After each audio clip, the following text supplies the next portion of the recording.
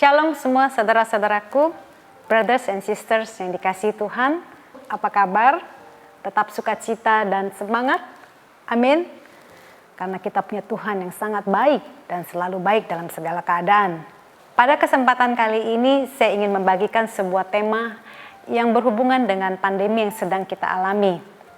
Dikarenakan COVID-19, semua orang di seantero bumi ini seperti dipaksa untuk tinggal di dalam rumahnya masing-masing, melakukan segala sesuatu dari rumah saja, belanja dari rumah, berolahraga di rumah, vacation di dalam rumah.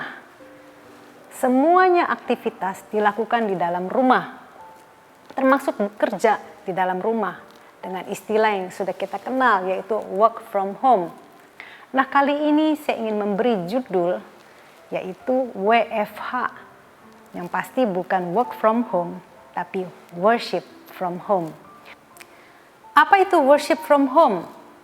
Yang pertama-tama kita harus mengerti terlebih dahulu apa arti kata worship atau kata penyembahan yang sesungguhnya, yang mana sering disalahartikan. Biasanya kebanyakan orang percaya itu begitu mendengar kata worship, kata penyembahan, maka yang muncul di pikiran adalah pujian lambat, pujian slow, atau nada atau alunan musik rohani yang syahdu. Hingga worship selalu digandengkan dengan kata praise. Ya. Sehingga tidak asing lagi kita mendengar kalimat praise and worship, pujian dan penyembahan. Pengertiannya, praise itu adalah pujian dengan nada cepat. Sedangkan worship itu pujian dengan nada lambat atau slow, dan sering sekali kemudian dilanjutkan dengan tindakan mengangkat tangan, berfokus kepada hadirat Tuhan, dan sebagainya. Apakah benar arti worship di dalam Alkitab seperti itu? Saudara, kita bisa menemukan kata worship di dalam Perjanjian Lama itu sebanyak 171 kali. Dan 60 kali di dalam Perjanjian Baru. Ada banyak terjemahan arti kata worship di dalam berbagai kamus modern. Namun sekarang kita akan belajar dari bahasa aslinya, yaitu dari bahasa Ibrani kunonya, supaya kita bisa mengerti dengan benar arti kata penyembahan, sehingga kita bisa mengaplikasikannya dengan benar. Saudara, kata worship dalam bahasa Ibrania di dalam Perjanjian Lama adalah syakah. Ya, sebagai contoh, kita akan ambil di dalam kitab Perjanjian Lama, kitab Kejadian 23 ayat yang ke-7. Kemudian bangunlah Abraham, lalu sujud, bahasa Inggrisnya bow, bahasa Ibrania syakah, kepada Bani Het, penduduk negeri itu. Contoh lain, kitab Keluaran 18 ayat yang ke-7. Lalu keluarlah Musa menyongsong mertuanya itu. Sujudlah ia, bow down, syakah, dan menciumnya. Mereka menanyakan keselamatan masing-masing lalu masuk ke dalam kemah. Satu contoh lagi, kitab 1 Tawarik 16 ayat yang ke-9. Berilah kepada Tuhan kemuliaan namanya, bawalah persembahan dan masuklah menghadap dia. Sujudlah menyembah, worship, syakah kepada Tuhan dengan berhiaskan kekudusan. Jadi kata worship, penyembahan atau syakah itu artinya tersungkur, rebah dengan wajah menyentuh tanah, berlutut atau sujud. Artinya memposisikan diri lebih rendah dengan maksud memberi hormat. Dan kalau kita perhatikan, saudara, kata worship atau syaka itu ternyata bisa dipakai kepada manusia atau objek lain selain kepada Tuhan. Namun kita harus lihat dari konteks di mana kita baca di dalam Alkitab kita. Sebagai contoh, tadi kita baca kitab Kejadian 23 ayat yang ke-7. Kemudian bangunlah Abraham lalu sujud kepada Bani Het. Bukan berarti Abraham mentuhankan orang Het, tetapi sebagai tindakan Abraham menaruh hormat kepada orang Het. Jadi kita perlu memperhatikan konteks yang kita baca. Ya. Nah kalau di zaman now, ya, kita bisa melihat orang Jepang, bagaimana mereka saling menghormati dengan membungkukkan badan masing-masing. Nah ini adalah salah satu contoh arti dari kata syakah. Berbeda ketika Abraham jatuh tersungkur di hadapan Tuhan. Yaitu artinya ia menaruh Tuhan di posisi yang paling tinggi di atas segalanya. Jadi ingat bagaimana kita membacanya tergantung dari konteksnya. Nah demikian juga kata worship atau penyembahan di dalam bahasa Yunani-nya, di dalam perjanjian baru namanya proskuneo. Yang memiliki arti yang sama dengan syakah. Yaitu membungkukkan badan, berlutut, atau memberikan ciuman di tangan. Kita lihat contohnya di dalam perjanjian baru. Kitab Matius 2 ayat yang ke-11a. Maka masuklah mereka ke dalam rumah itu dan melihat anak itu yaitu Yesus bersama Maria, ibunya. Lalu sujud menyembah, worship, proskuneo dia. Kemudian kita baca di dalam kitab Wahyu pasal yang keempat ayat yang ke-8.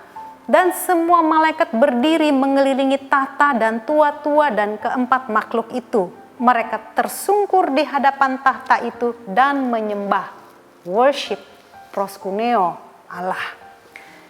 Jadi saudara, kesimpulan arti worship, penyembahan, syakah atau proskuneo secara literal, tindakan fisikal, tersungkur ke tanah, berlutut, membungkukkan badan atau mencium tangan dengan maksud memberi hormat, pengagungan kepada sesuatu atau seseorang yang lebih besar dari dirinya.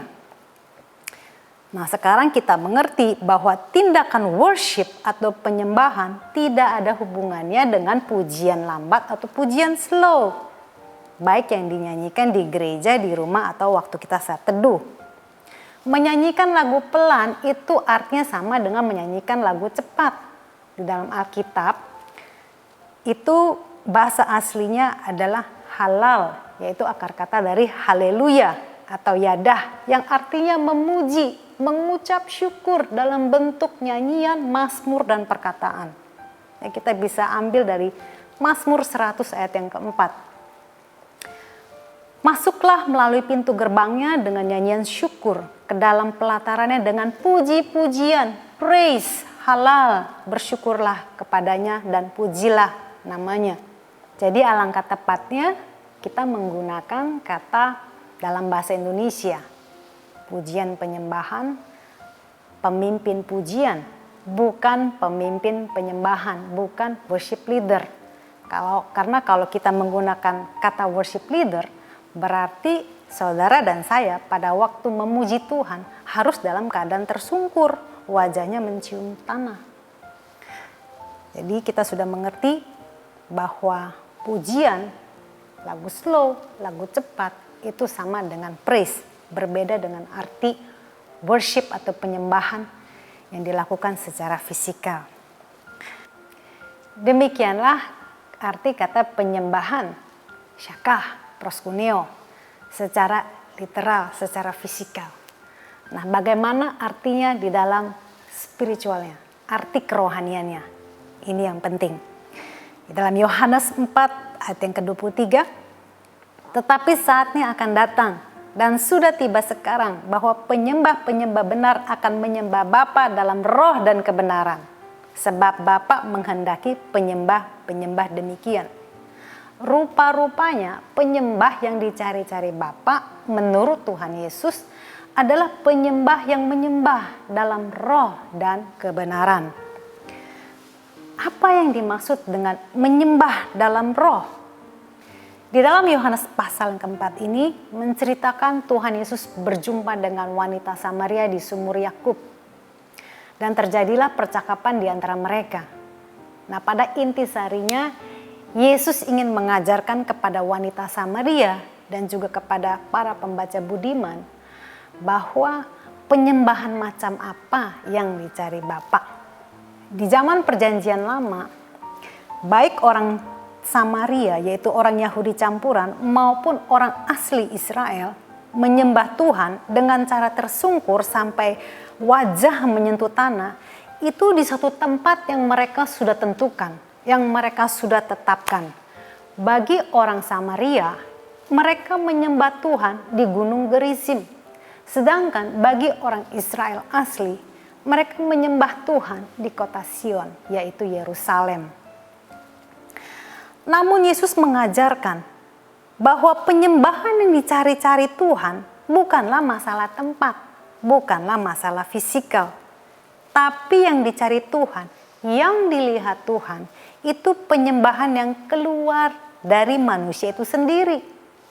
Dari dalam manusia, yaitu manusia roh, bukan dari manusia jasmani. Karena Tuhan itu roh. Jadi penyembahan yang benar itu haruslah keluar dari manusia roh, manusia batiniah, yaitu penyembahan yang keluar dari dalam hati. Mau menyembah secara fisikal, tersungkur, tengkurap, berlutut, ya silakan saja, tidak salah. Sebagai ekspresi tertinggi kita kepada Tuhan.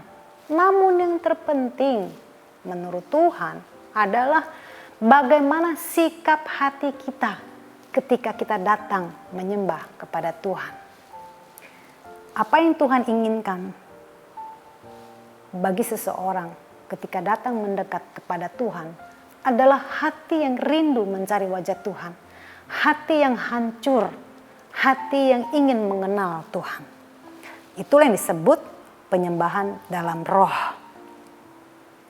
Kitab Yesaya pasal yang 29 ayat yang ke-13 berkata, "Dan Tuhan telah berfirman, oleh karena bangsa ini datang mendekat dengan mulutnya dan memuliakan aku dengan bibirnya, padahal hatinya menjauh daripadaku, dan ibadahnya kepadaku hanyalah perintah manusia yang dihafalkan."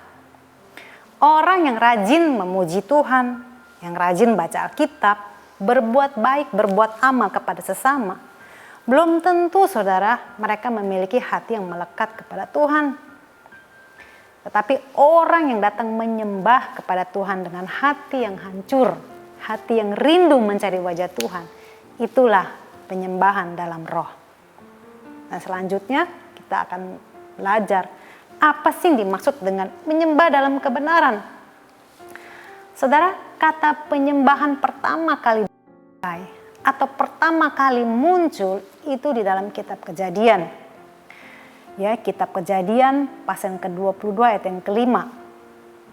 Kata Abraham kepada kedua bujangnya itu, "Tinggallah kamu di sini dengan keledai ini. Aku beserta anak ini," yaitu Ishak, "akan pergi ke sana.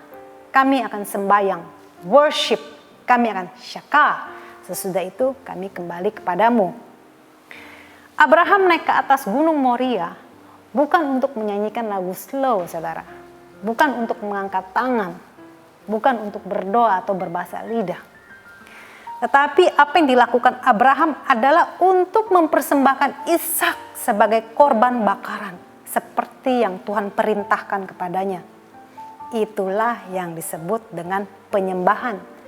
Penyembahan dalam kebenaran.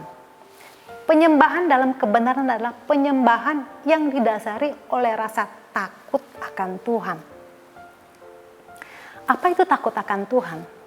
Ternyata kata takut itu dalam bahasa aslinya yaitu yirat memiliki makna yang sama dengan arti kata worship atau syaka, yaitu menaruh hormat yang tertinggi kepada yang disembahnya.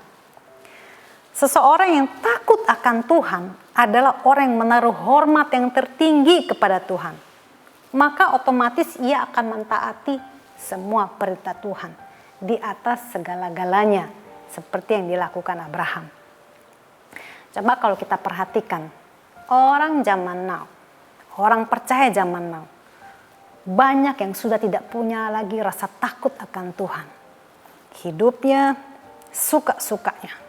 Langgar sini, langgar sana, tabrak sini, tabrak sana. Hidup dalam area abu-abu, banyak komprominya. Saudara, mereka menganggap remeh perintah Tuhan. Bilangnya cinta Tuhan, tapi masih suka tipu sini, tipu sana. Bilangnya suka berdoa, tapi masih suka menyimpan yang bernafas, bukan yang berjangka. Bilangnya rajin baca Alkitab, tapi masih suka buka situs pornografi. Bilangnya suka memuji Tuhan, tetapi di belakang suka membicarakan orang lain.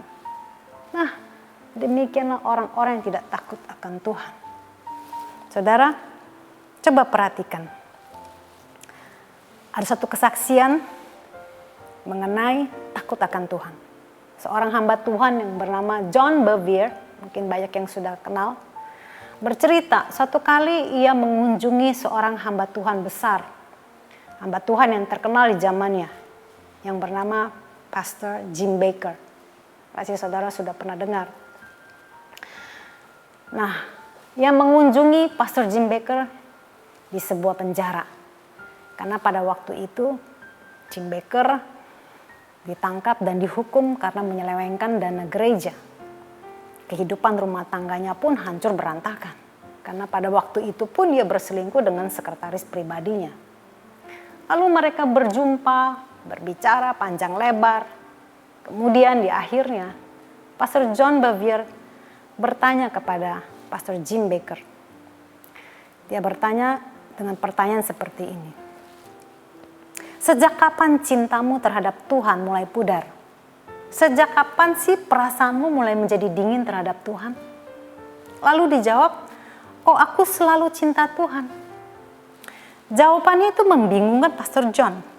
Apa maksudmu? Lalu Jim Bakker menjelaskan, aku selalu dan akan senantiasa mengasihi Tuhan. Hanya saja aku tidak punya rasa takut akan Tuhan. Saudara, tidak memiliki rasa takut akan Tuhan, tidak menaruh hormat tertinggi kepada Tuhan, itu akan membuat seseorang jatuh dalam dosa.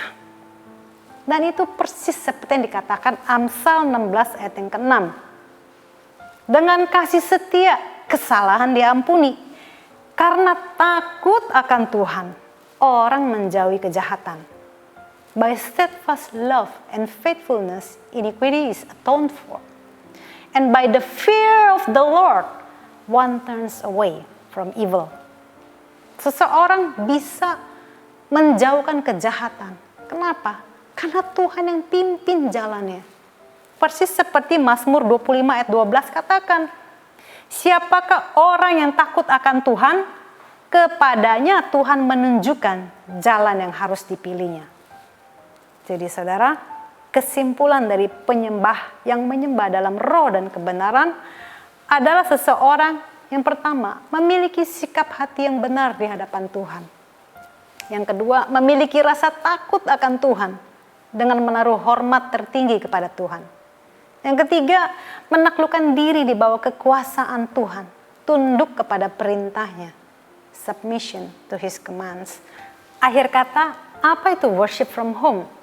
Menyembah dari rumah, yaitu jadilah penyembah-penyembah di dalam roh dan kebenaran, di dalam rumah tanggamu, di dalam keluargamu terlebih dahulu. Tahukah saudara, keluarga saudara adalah gereja saudara?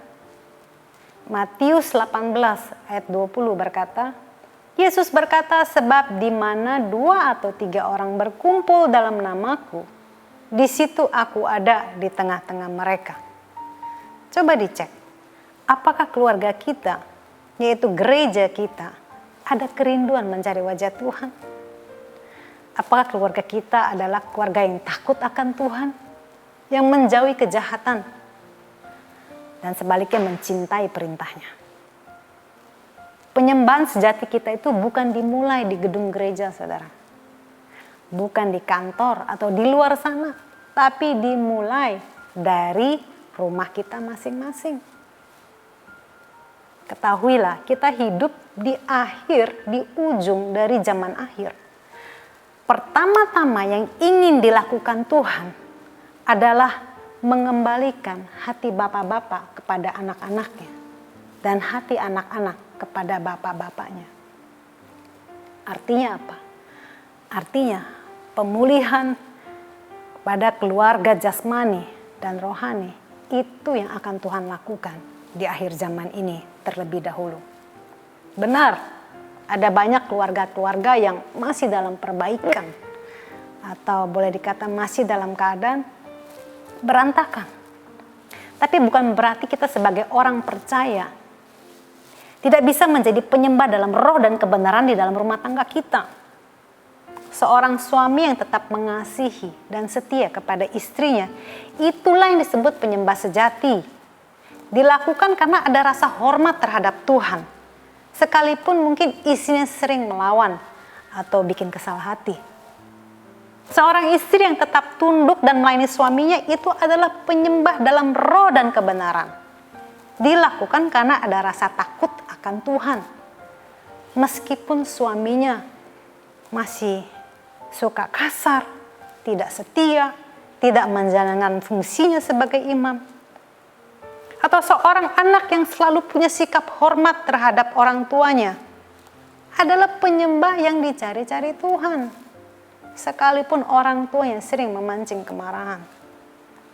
Saudara, penyembah-penyembah demikianlah yang dicari Bapa yang di surga. Tahukah saudara, Tuhan rindu untuk membangun rumah tanggamu. Tuhan rindu untuk memulihkan dan memperkokoh rumah tanggamu, keluargamu. Karena Tuhan ingin mengutus setiap keluarga sebagai penuai-penuai di penuaian terakhir. Sebab jika kita bisa jadi penyembah yang benar di dalam rumah, jika kita bisa worship from home, maka otomatis kita bisa menjadi kesaksian bagi yang di luar sana. Jadi saudara, pastikan di dalam keluarga saudara ada mesbah keluarga, ada persekutuan keluarga, ada perenungan firman, ada doa. Amin. Mari kita bersama-sama berdoa. Bapa yang sangat mengasihi kami, yang mengerti seluruh keberadaan kami, dan yang peduli akan segala permasalahan kami. Kami bersyukur dan berterima kasih atas perlindungan, penyertaan, dan penyediaan yang daripadamu. Terima kasih atas pengampunan yang Kau beri. Terima kasih atas tuntunan dan kasih setiamu. Saat ini ya Bapa, kami datang menghadap kepadamu. Tilik dan selidiki setiap hati kami. Adakah kami masih memiliki kerinduan untuk selalu mencari wajah-Mu? Adakah rasa takut akan Engkau, rasa hormat akan Engkau ada pada kami? Kami mohon belas kasihan-Mu, agar kami yang sudah jauh, yang sudah tawar hati, yang sudah dingin, Kau bawa kembali mendekat ya Tuhan. Agar kami yang sudah tidak teguh berpegang pada perintah-Mu, yang sudah melenceng, Kau bawa kami kembali ke jalan yang benar. Beri kami kekuatan untuk melakukan apa yang benar di mata-Mu. Beri kami hikmat ya Tuhan, agar apa yang kami lakukan semuanya boleh selaras dengan firman-Mu. Kami minta Roh Kudus-Mu menuntun dan mengajar kami untuk menjadi penyembah-penyembah dalam roh dan kebenaran. Dimulai dalam keluarga kami, gereja kami. Tuntun para suami, para istri, anak-anak dan orang tua hidup dalam satu kesatuan, hidup dalam kasih, hidup dalam persekutuan yang intim dengan Tuhan. Terima kasih Tuhan. Inilah doa kami, agar kami semua boleh kedapatan berkenan ketika Engkau menjemput kami. Dan saat ini khusus hamba mau berdoa untuk yang sedang sakit. Kami bersatu hati bersama-sama memohon kesembuhan dalam nama Tuhan Yesus. Terjadi kesembuhan, terjadi kesembuhan. Kami berdoa untuk yang sedang mengalami keterikatan, bersama-sama kami berdoa, Tuhan lepaskan di dalam nama Tuhan Yesus. Kami berdoa buat yang sedang mengalami jalan buntu, Tuhan bukakan jalan-jalan yang terbuka. Terima kasih Tuhan. Kami berdoa untuk yang lelah, letih, lesu. Tuhan beri kekuatan, penghiburan. Tuhan bangkitkan. Tuhan berikan semangat yang menyala-nyala. Terima kasih Tuhan. Berikan kami hikmat untuk memutuskan segala sesuatu dengan benar Tuhan. Terima kasih Tuhan, terima kasih. Kami percaya Tuhan, hidup kami akan menjadi berkat bagi banyak orang. Hidup kami Tuhan akan menjadi kepanjangan tangan-Mu, akan menjadi kepanjangan kaki-Mu, akan menjadi kepanjangan perbuatan-perbuatan-Mu yang ajaib. Terima kasih Tuhan. Jumpai setiap kami, jumpai setiap keluarga. Kami percaya Tuhan, kami lebih daripada pemenang. Di dalam nama Tuhan Yesus, kami mengucap syukur dan berterima kasih. Haleluya. Amin. Tetap semangat dan sukacita. Haleluya. Amin.